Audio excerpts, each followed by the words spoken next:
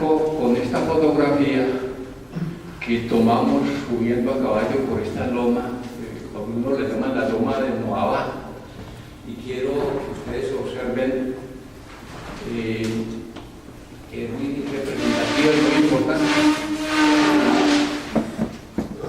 Este es el río Cauca.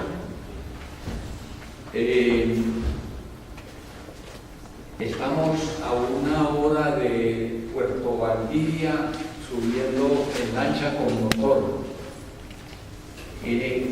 Esta loma se descabeza, como se decía en la colonia, se descabeza aquí en el río, y ese punto llama el Bodegas o Puerto del Espíritu Santo. Por este cañón viene el río Espíritu Santo, que nace a más o menos 2.500 metros en el llano de Cuibá y muere aquí en el Cauca a 145 metros. Lo interesante es que aquí también pueden ustedes observar, esta foto la tomamos en febrero del año pasado, la carretera que va hacia Hidroituango, muy avanzada. Eso, ahí podrían haber 100 retroexcavadoras, 12 volquetas, esas compactadoras, esas máquinas que doraban rocas, y ese cañón rugía con el ruido pues, de esa maquinaria. Y un año, hace 13 meses, yo supongo que eso ya está muy adelantado o concluido. Aquí pueden también observar esto que hay por aquí, no se ve bien, es el camino que va hacia el Aro, el famoso Aro, la masacre del Aro que se cumplió 20 años en estos días. También para su ubicación les cuento que este lado es Ituango. Del río Espíritu Santo para acá estamos en el municipio de Briceño. De aquí para allá corresponde al municipio de Valdivia. Hablábamos de 145 metros sobre el nivel del mar. Estas fotografías tomadas más o menos a 1.200, 1.300 metros. Observen que de aquí las muladas subían por este hilo rumbo a Santa Fe de Antioquia, 10 días de camino, y inicialmente todo esto abasteció la ciudad por espacio mejor.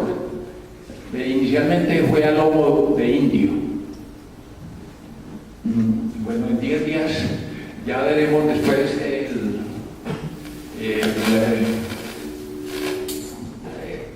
pues la distancia aproximada.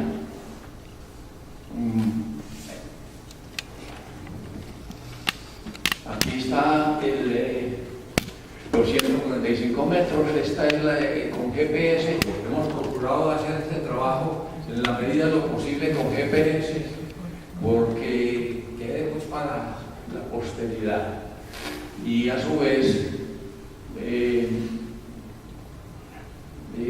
tenga pues como más cientificidad, como adaptándonos a la modernidad.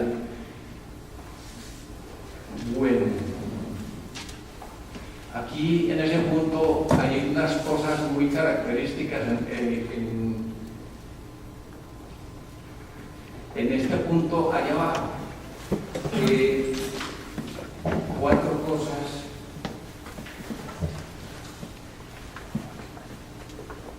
que son importantes realzar.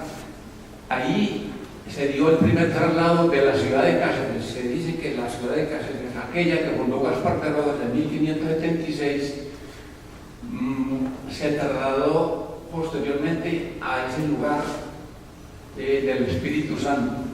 Luego, más adelante, fue trasladada ahí donde está hoy en día Puerto Valdivia, donde desemboca la quebrada Valdivia, se sube por una loma. Ahora vamos a ver las fotografías, una legua arriba.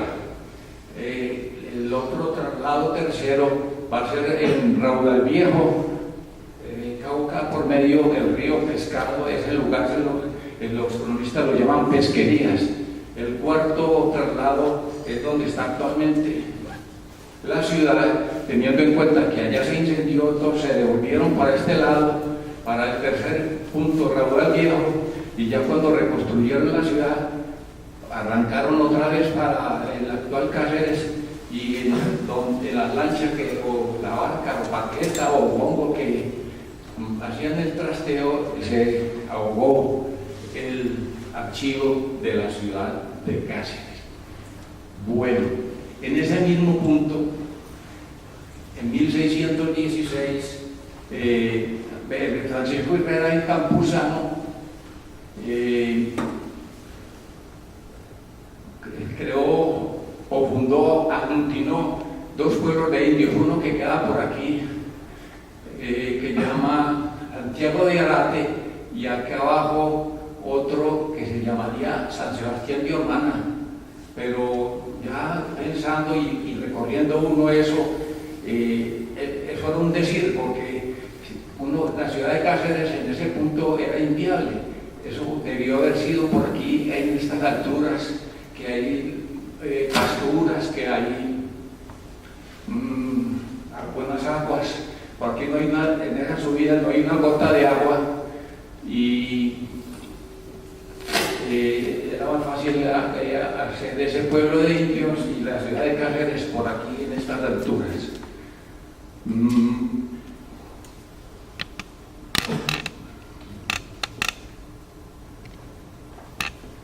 En ese mismo lugar llegó Juan Antonio Monivelante en 1788 y se consternó sabiendo que las bodegas no existían, que la mercancía que ahí llegaba le estaban tapando con ramas porque no había un rancho pajizo ni siquiera para cubrirlas, y que era una lástima que una provincia tan rica no tuviera un acceso decente.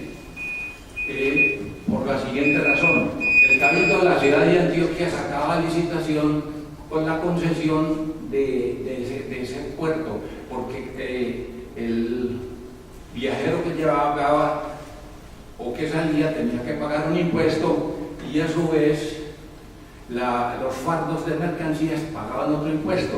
Entonces se licitaba en Antioquia, se pagaba un año el derecho, y estos señores que licitaban no le interesaba sino recibir la plata. Los viajeros que llegaban no tenían dónde alojarse, ranchos miserables, se los comían los zancudos, y a su vez las muladas que llegaban no tenían pasturas. Entonces era la crítica constante sobre las condiciones generales de ese puerto. Bueno, antes de seguir por este camino que nos va a llevar a Santa Fe de Antioquia, yo quiero ver estos antecedentes muy rápidamente. La ciudad de Antioquia se fundó en 1541, tuvo 4 traslados. La ciudad de Antioquia estaba lejos de todo. Los grandes centros de poder económicos que habían para esa época eran Popayán, Cartagena y Santa Fe de Bogotá. Se llamaba la vieja Antioquia, que estaba lejos y aislada de todo. Entonces había que abastecerla. Al fin y al cabo, la ciudad de Antioquia fundaron las tropas que venían de la gobernación de Popayán, y por eso a través de Popayán se abastecía. Téngase en cuenta que inicialmente por aquí entraron los conquistadores. El comercio, al fin y al cabo, todos los tenientes de gobernación, los 14 gobernadores que hubo en la época hasta que Antioquia se independiza, pues llamémoslo así, de Popayán, y esta ruta eclesiástica funcionó hasta la independencia. Dice un autor que se demoraban en verano 25 días para llegar de Popayán a Santa Fe de Antioquia, primero a lomo de indio, después ya con las héminas. Sin embargo, en época de invierno, pagaban de 2 meses hasta Cartago. Allá se cambiaban de mulas y otros de 2 meses hasta Popayán. Sin embargo, y afortunadamente, llega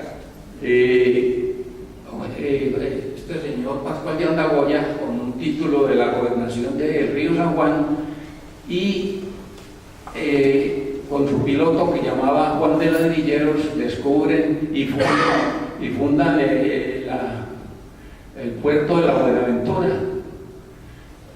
Allí sube la tropa del amigo Andagoya hasta Cali. Sin embargo, la subida que hicieron daba unos farallones muy altos, altísimas dificultades para los caballos, y dice que hasta los perros se devolvían por las paredes de granito que había en arriba. Entonces, porque al otro lado estaba Cali, en lo que llama el Valle de Lillí, frente a Boca.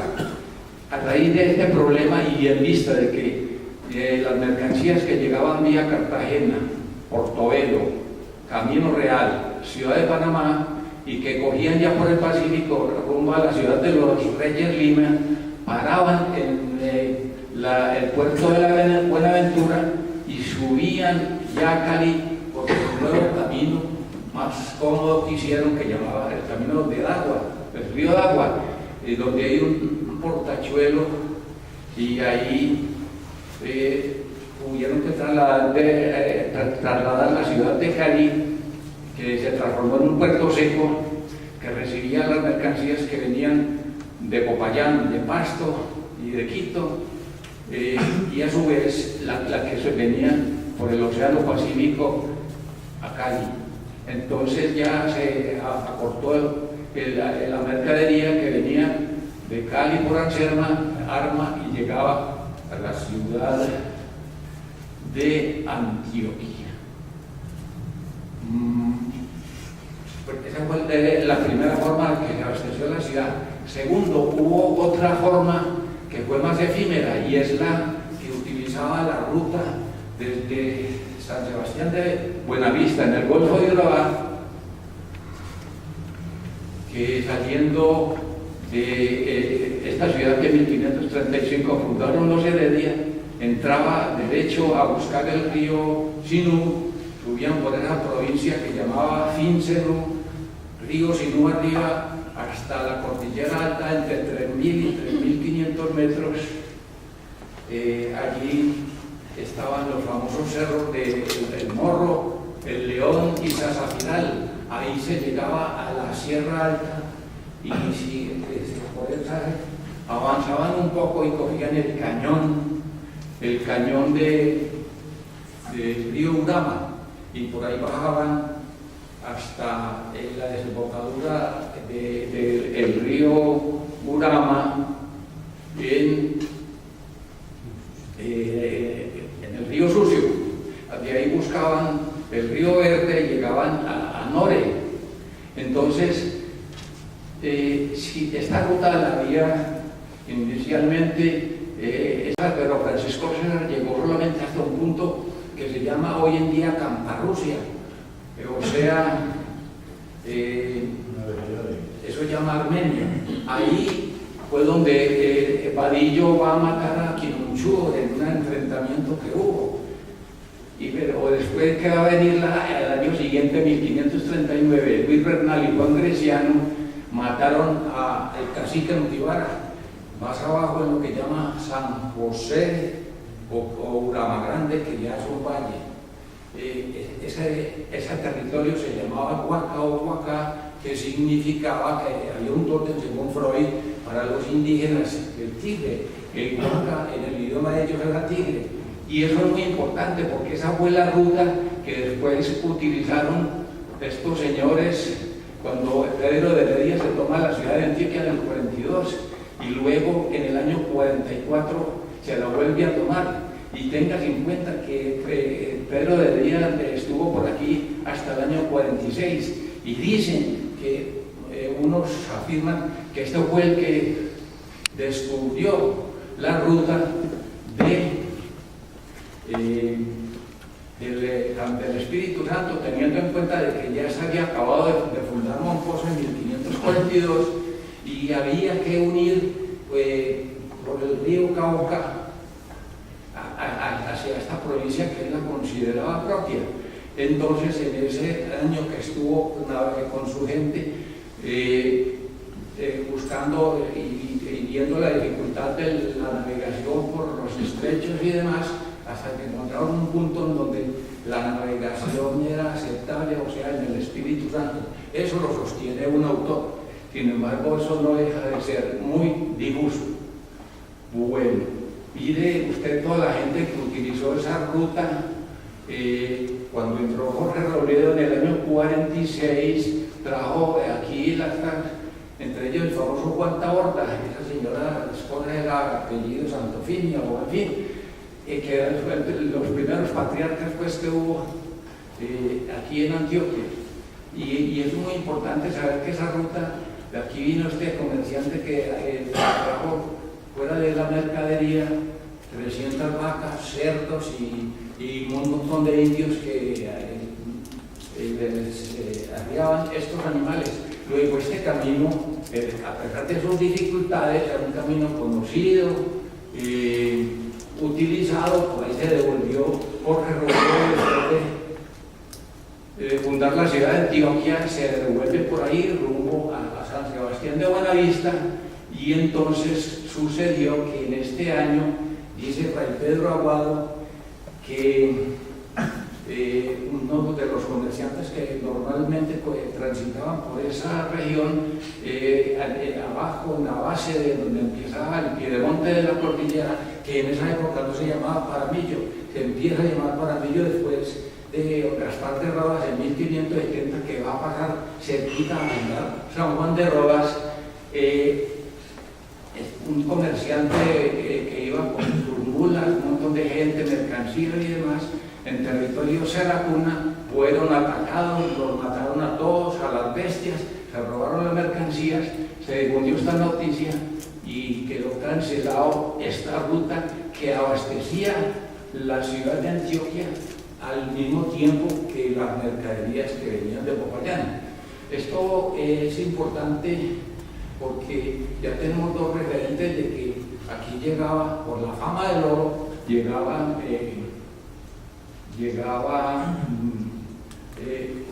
mercancías y demás para las necesidades de la ciudad, pólvora, arcabuces, espadas, puñales, botijas de vino, aceite, bueno, todas las cosas. Bueno, aquí está más o menos la ruta que utilizaron estos señores, una ruta militar y comercial que se utilizó.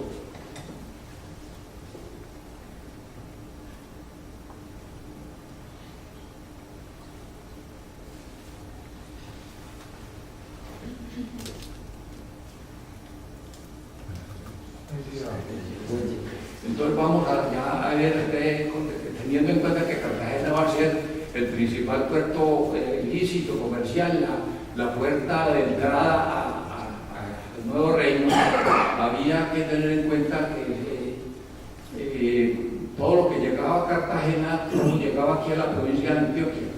De Cartagena había 2 días de camino, las muladas salían de Cartagena con las mercaderías y llegaban al río Magdalena. En el río Magdalena habían estas 3 barrancas. Ahí estaban las barquetas, los bongos o los champanes que subían en 3 días a Mompox, que ya repito había sido fundado en el año 42. Y entonces Mompox fue un centro de una riqueza excepcional porque no solamente era el embudo para todo el nuevo reino, sino que a su vez ahí llegaba toda la mercancía de contrabando que llegaba, como lo dice ahí, por Toluca, Oveja, Río Magdalena. El camino de Jerusalén que salía de Riohacha, Santa Marta, que llegaba allí por la Zapatosa, llegaba a Monpós, de Barú, cerquita a Cartagena y Sabanilla, que es cerquita donde estaba Barranquilla, todas esas mercancías legales e ilegales, y sobre todo los esclavos de contrabando entraban por el camino de Jerusalén. Bueno, una vez ubicados como estamos en Monpós con las mercancías que llegan, allí acabaron con los indígenas malirúes y con los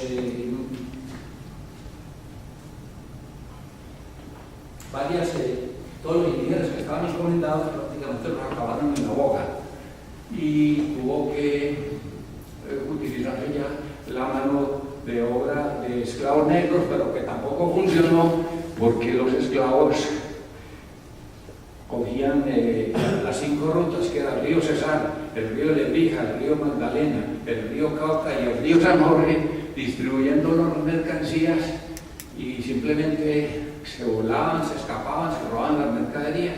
Entonces hubo que cambiar el sistema de contratación, venderles la libertad a los negros o con un sistema diferente de que fuera para ellos atractivo, y entonces llegar a su destino.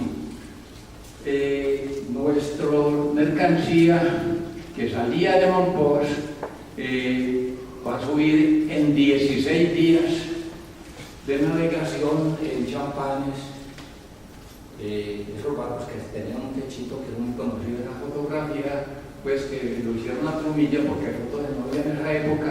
Simplemente llegaba en 16 días al Espíritu Santo, y ahí cogía el camino terrestre. Téngase en cuenta que si hubiera habido forma de navegar, hubieran seguido por el Cauca arriba, pero hubieran llegado hasta el Paso Real, aquí en Santa Fe de Antioquia, pero esa estrechura del río impedía eso. Por esta razón, se suponía que había un chorro del Espíritu Santo, chorro o salto, que ahora en las fotografías vamos a ver que no son ni cascadas ni cataratas, sino unos lugares donde el río viene con mucha fuerza y muy difícil la navegación, mucho más en esa época que era con mano de obra, pues con abrazo humano. Entonces, desde el Espíritu Santo, desde Puerto Valdivia hasta lo que llama la Santa Fe de Antioquia, existían estos saltos o chorros. Aquí vemos lo que dice aquí, la planta 1, chorro y sí. Aquí, ahí están todos los chorros que se angostaba el río, o simplemente caían derrumbes del río por la pendiente, y entonces con el tiempo los sedimentos de la arcilla se iban y quedaban las rocas en el río, en el fondo, y hacía que la navegación era dificultosa y muy peligrosa. Esto queda, pues, es muy interesante porque esto está muy desconocido, y quiero que si inicialmente se consideró y llegaba aquí hasta el Espíritu Santo, ya hoy en día con los motores que hay mucho pasajero en esa región, ya se pasa por el chorro de la Guamera, por Organí, y hasta aquí se llega. En este momento usted sale de Puerto Valdivia y llega hasta aquí, hasta Sevilla, que es una hacienda, y aquí es importante pues que al margen del Blanco está lo que se llamaba Santiago de Agate. Siguen los chorros.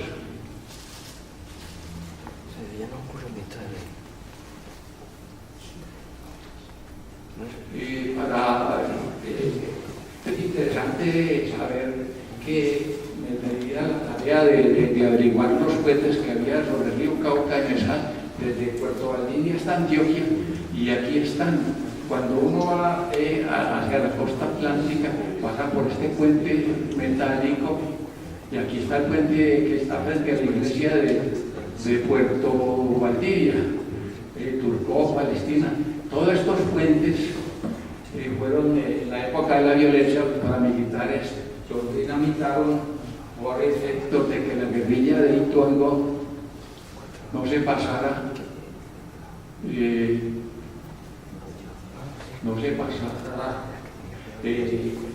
hacia estos municipios.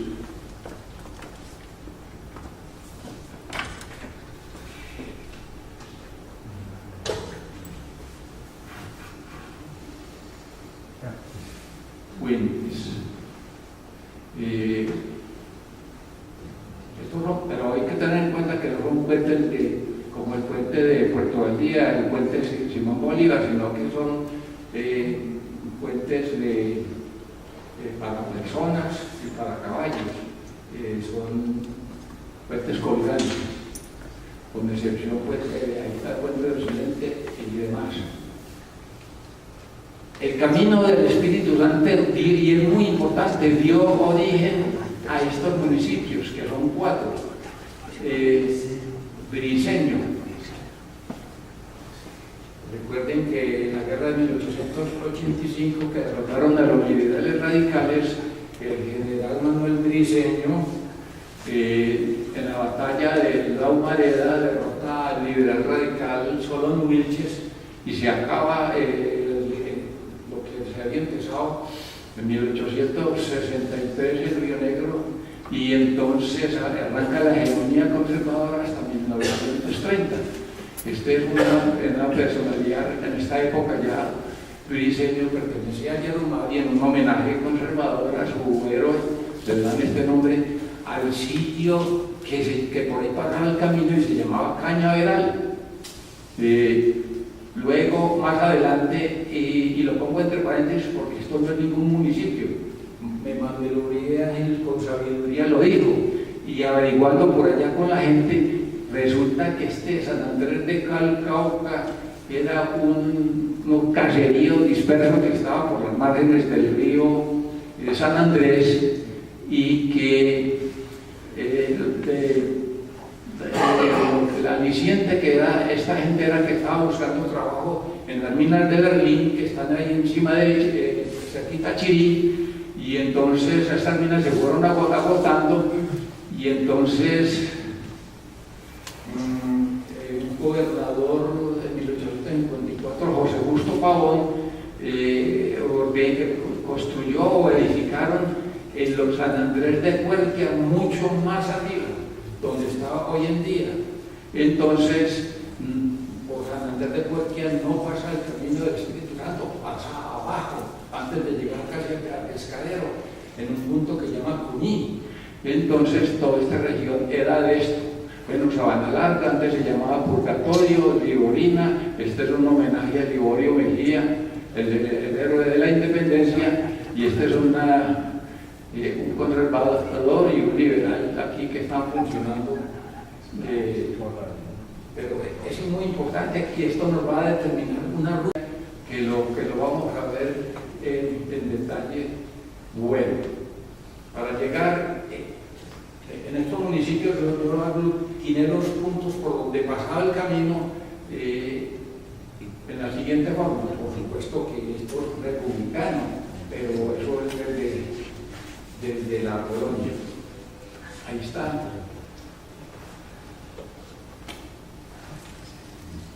Es muy importante toda esta región,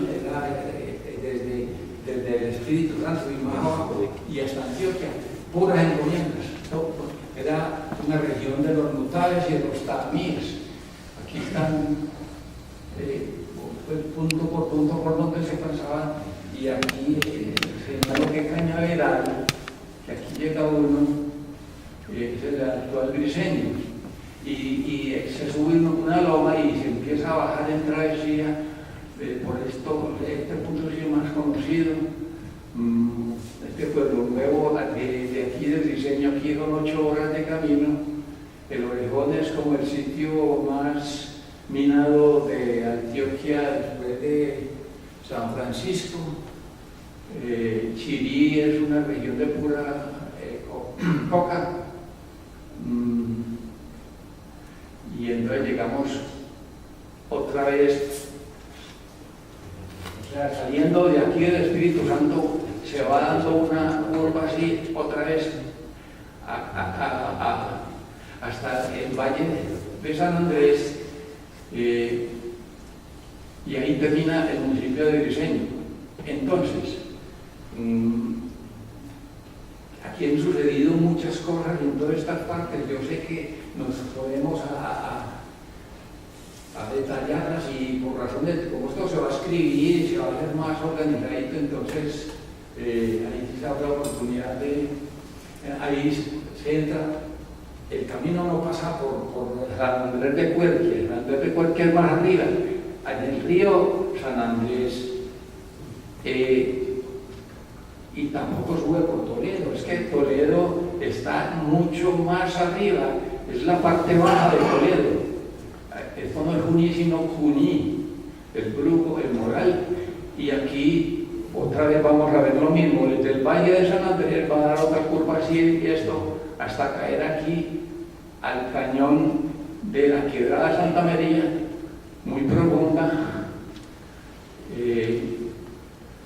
Y quiero que aquí parar un poquito, porque llegando aquí en el Valle de San Andrés y estando más o menos en el Bruco, si se coge por esa loma para arriba, se llega uno a el municipio de Toledo de 1800, por ahí 100 metros más abajo está una vereda o una región llamada Barrancas. En esa Barrancas hay un punto que llama La Antigua. Dice Parson que en ese punto fue donde el primer gobernador de Antioquia, Andrés de Valdivia, fundó la famosa ciudad de Úbeda, de Andalucía, de donde él venía, y ahí se fundó. Y estuvo, eso fue en 1574, se funda esa ciudad, y ustedes supieron, y eso es muy conocido, todas las peleas que tuvo con los indígenas el señor Andrés de Valdivia, y termina que lo matan, y a 14 españoles más, en un punto que llama La Matanza. Estando aquí en la ciudad de Úbeda, abajo en el cañón del río San Andrés, estaba hoy en día donde la tradición dice que eso llama La Matanza. Más abajo sigue el valle, más abajo va a ser Cuní, y va a llegar a Pescadero rumbo al Tuango, pues la carretera pavimentada que va a ir al Tuango.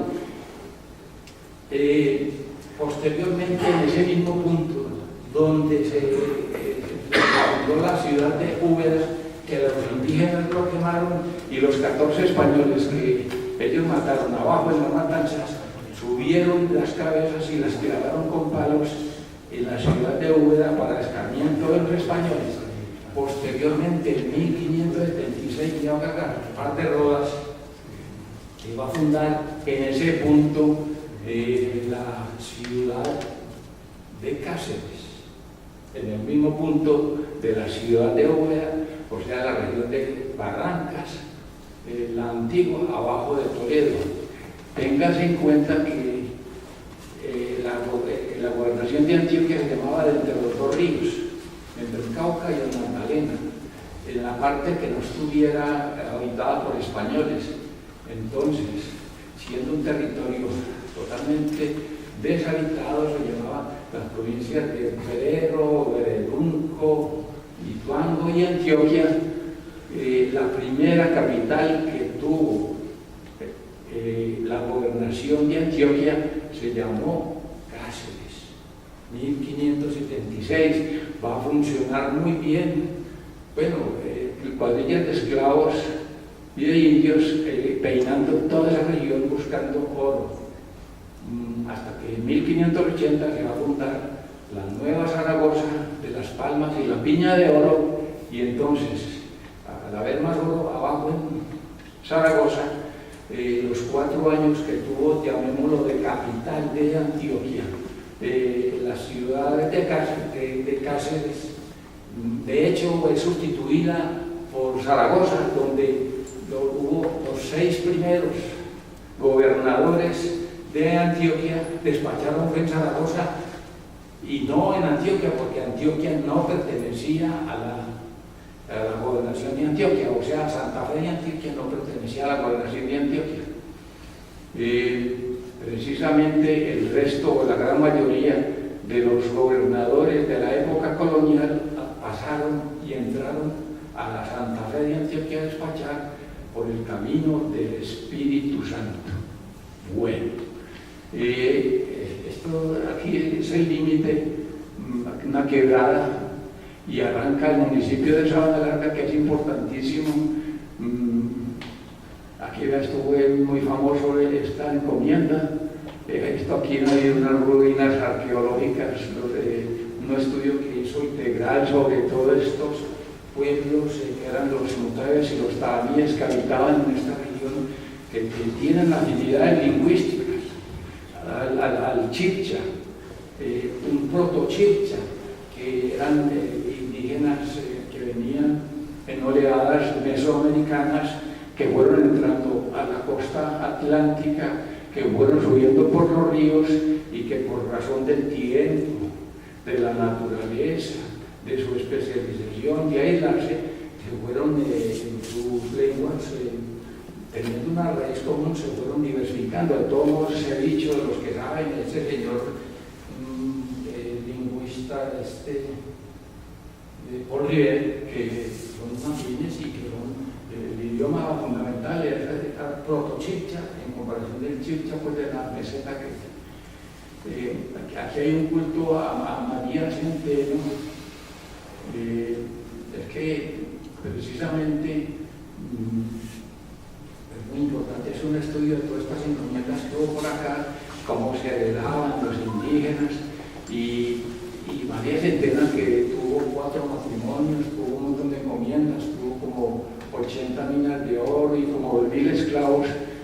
Por aquí andaba por estos lares, y incluso aquí en el mismo Sabana Larga, en el parque principal, hay una estatua de ella. Yo quiero que ustedes tengan en cuenta que entre Membrillal y el Portachuelo, donde está Sabana Larga, es como una especie de valle. Aquí baja la quebrada Niquía, y aquí que veo a mi amigo Cuenca, unos historiadores considerados que los indígenas Niquía del Valle de Borra fueron por Gaspar de Rodas o su hijo Alonso de Rodas, traídos desde este valle aquí a la población actual, pero eso es tema de otro asunto. Aquí están los puntos por donde pasa la carretera que viene de Limón a Sabana Larga, que los que lo han transitado pasan por el Junco y la Honda. El camino antiguo es más abajito de la carretera y es un camino empedrado que viene desde Sabana Larga y va a llegar a Liborina. Mire que tenemos ya a esta altura, y de Liborina el camino va a coger el río Juan García abajo. Liborina primero se llamaba, o le decían Taamí, luego Juan García y Liborina. Va a llegar a esta Caujal. Aquí está el cruce del río Cauca, teniendo en cuenta que aquí volvía a pasar lo mismo. En estos pases se visitaban los que tenían barqueta, visitaban el año y entonces se pasaban en las barquetas del Cauca pasajeros y mercancía en la barqueta, y las bestias usaban nadando con las riendas del señor que iba en la barqueta el río Cauca. Y aquí ya pasamos a este municipio de Antioquia por estos lugares, y se llegaba al llano de Bolívar, hoy en día se llama así, que eran los ejidos de la ciudad. Los mercaderes tenían que ir al cabildo a alquilar el ejido, toda la plata, pues porque los españoles vinieron a sacar y no invertir. Entonces ellos se cuadraban en los ranchos que habían o que alquilaban en el llano de Bolívar, teniendo en cuenta de que el monopolio pues, del comercio tenían unos señores que ya estaban viviendo pues, allá en la villa, pero los comerciantes nuevos, como cuando llegó Juan del Corral, que salió con sus mercaderías de Monpós, tenían que alquilar, quedar afuera, pero de hecho la gente iba a ver qué eran los nuevos géneros y las nuevas ropas que llegaban de Castilla y a fiar, porque eso era todo bien fiado. Todo el tiempo que tenían que quedar aquí esperando que se les pagaran, y luego los oficiales reales pendientes de ellos de que si el oro en polvo lo fundieran para sacar el quinto del rey, etc. Bueno, aquí hay un punto que sí es muy polémico. Estos 10 días que están documentados pues, por la historiografía, cómo se determina que son 200 kilómetros. Hay dos posibles mediciones, una de Hidroituango, desde desembocar de Ituango para arriba, eran 89 kilómetros, ya después que llegaba como hasta el puente de Occidente, ya le redujeron y va a quedar por los lados de Olaya, entonces ya son 70. Entonces yo calculo del Espíritu Santo, del puerto del Espíritu Santo, al río Ituango por el río, como hay 30 kilómetros. Y de donde de Antioquia, que sean otros 10, entonces serían más o menos 110 kilómetros. Sin embargo, yo hablo de esto porque el camino era subiendo y bajando, y las bajadas es en zigzag, y esto no es en línea recta. El camino bordeando el Cauca, siempre va bordeando el Cauca, póngale un promedio de 1000 metros sobre el nivel del mar, 1200, 1300, eso. Entonces, era en esta forma, el Cauca viene en esta curva, y asimismo, entonces, tentativamente podemos hablar de esto ahora. Y la otra medición puede ser que una mula cargada con de 12 a 14 arrobas de carga puede dar un promedio de 4 leguas por día. Entonces, 10 son 40 leguas de camino, a 5 kilómetros por legua son 200 kilómetros. Esto es tentativo, señores. Esto pues, bueno, esto pues estuve por allá y faltan otros más muy interesantes, pues porque prácticamente este sí es muy conocido, este también, Yotagrí, aquí en el Yotagrí. Bueno, en fin.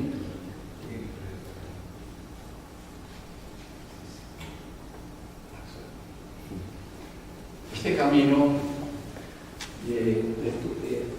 aquí lo dice, las minas de Boiticá, con la tecnología de la época, que no había dinamita, que no había molinos de pisón, que había muy poquito cianuro, pero no existía el cianuro, había algo de mercurio, que eran los cogollos de la mina de Boiticá lo que se explotó, oficialmente se consideraban agotadas en esta época. No estaban agotadas, la tecnología de la época, entonces ya la riqueza que tenía la ciudad o la villa ya no era tanta. Segunda, y esto sí que fue importante, y esto acabó pues con el camino del Espíritu Santo. Eran 4 caminos: Nare, Palaguas, Remolino, en fin, eso pues es otro tema. Lo cierto es que eran no solamente más cortos, las mercaderías más baratas, sino que ya el desplazamiento económico lo cogieron Medellín y Río Negro. Hasta los ricos de Antioquia se fueron a trabajar el comercio en estos, y a su vez Medellín explotó los minerales de los ojos, y el Río Negro se dedicó a sacar el oro. Luego la riqueza ya lo tenía estas dos Villa y Ciudad de Río Negro, pues ya después de que compraron el título, pues Santa Fe de Antioquia siguió siendo la capital hasta que le quitaron esto, la capital.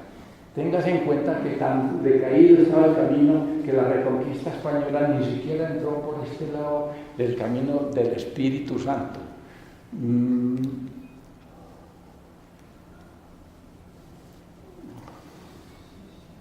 Dicen los oficiales reales que como este señor concesionario era el que lo que le interesaba sino recuperar su inversión, a él no le importaba de sus mercaderías, y allá no había oficiales reales, pero esto era el primer compinche de los contrabandistas. Luego se habla de que los valles de San Andrés estaban también puntos de mercadería de contrabando, teniendo en cuenta que también al pasar por aquí había negros y marrones que asaltaban y se robaban las mercancías, que se robaban las mujeres, porque al fin y al cabo los cimarrones carecían de mujeres y esto era muy peligroso. Este pase aquí en este junco, llegando pues hasta lo que llamaba el Ligorina, también se consideraba que era un lugar de estos. Había otra vía de contrabando, que esto es otro cuento, que no tiene nada que ver con el camino del Espíritu Santo, sino que por el Golfo de Urabá, el río Atrato, el río Arquía se subía a la cordillera, Orobugo, y se llegaba a Urabá, y por ahí.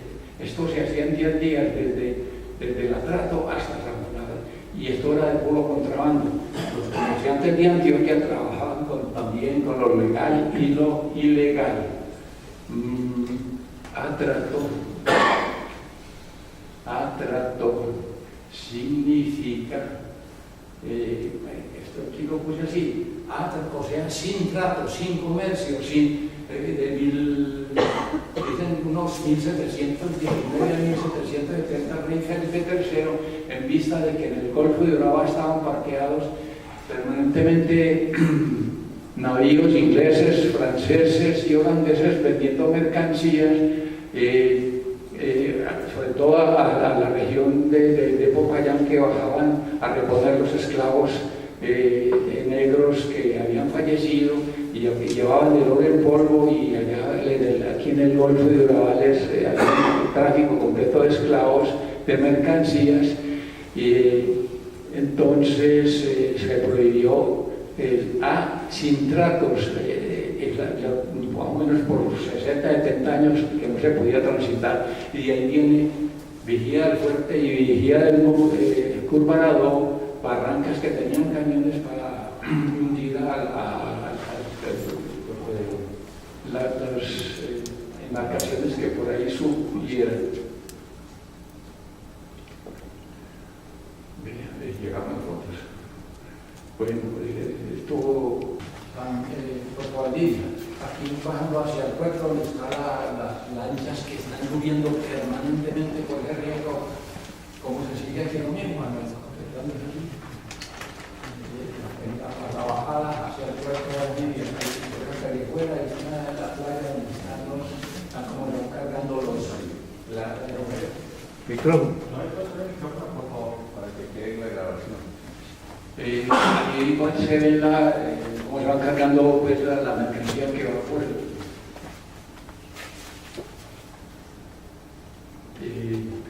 la lancha ahí, eso se llena de personas, eso puede estar completamente lleno.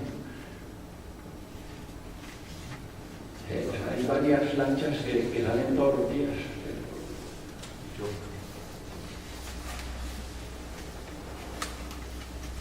Ahí se ve el puente Simón Bolívar, el metálico que baja la troncal occidental, la iglesia del Puerto Valdivia.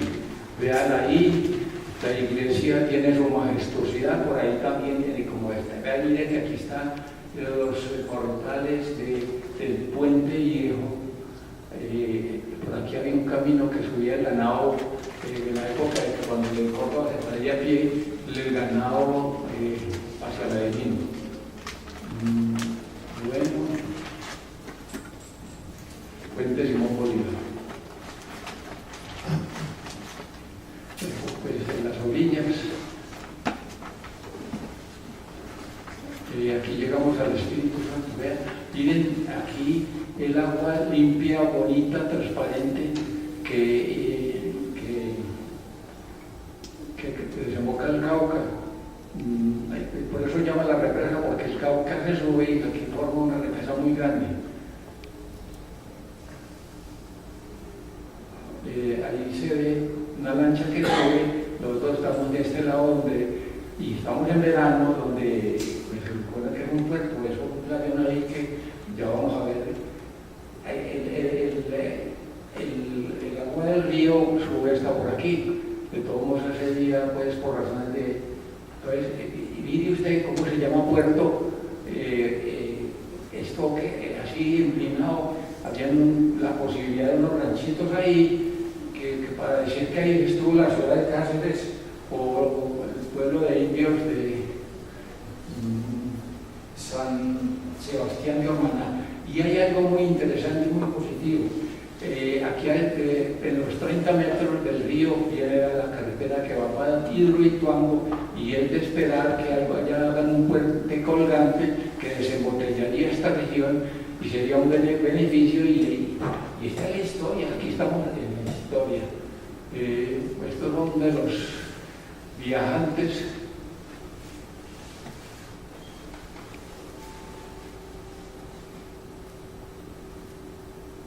¿Es el propio puerto del Espíritu Santo?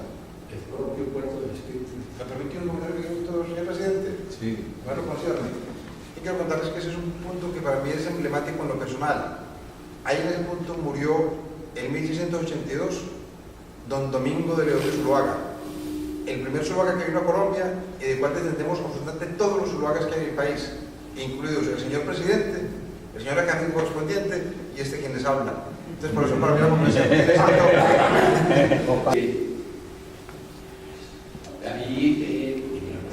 van entrando los caballos para poder para arriba.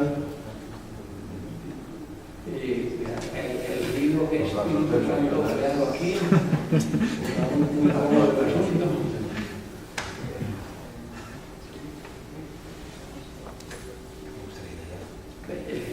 Hoy puede decirse que allí estuvo Rey Campurano, estuvo Moni Velázquez, estuvieron la gran mayoría de los gobernadores coloniales de Antioquia.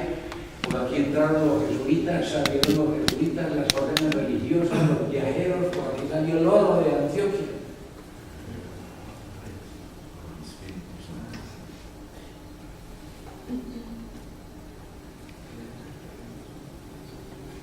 Ya pues se va subiendo y ya vea como es muy agradable desde ese contraste.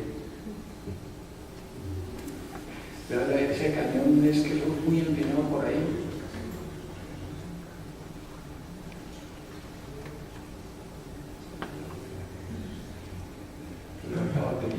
Bueno, como por aquí, estos cositos tan bonitos que parecen sembrados de lechuga, pura coca. Aquí va la Hidroituango.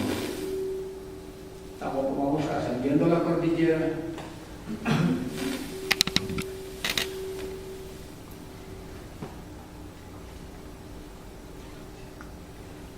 Este es el camino ya del Espíritu Santo, que viene desde arriba, hablamos de Cuibá.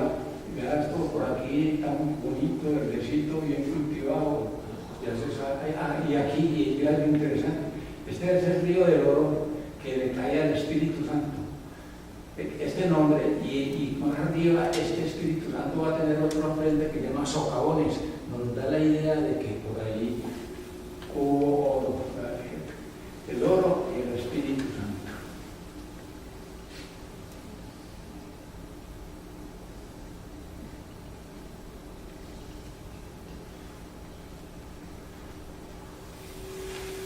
Pero ya llegamos a una parte más alta, la escuela de la Cristalina, y ya estamos como a 1000 metros sobre el nivel del mar, habiendo salido 145 y se descansa y vamos para arriba, ya aquí la lechuga en grana.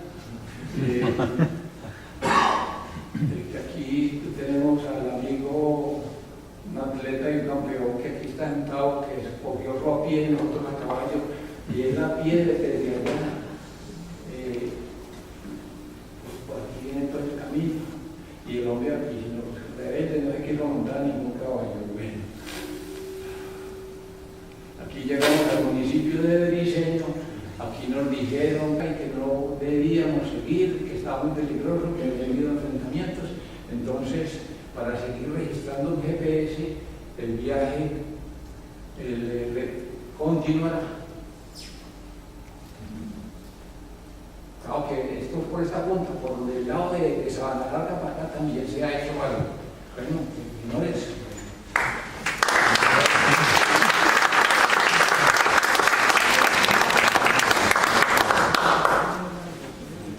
Muchas gracias por el trabajo que hizo y que nos ha presentado sobre el camino del Espíritu Santo el académico Jairo Casas.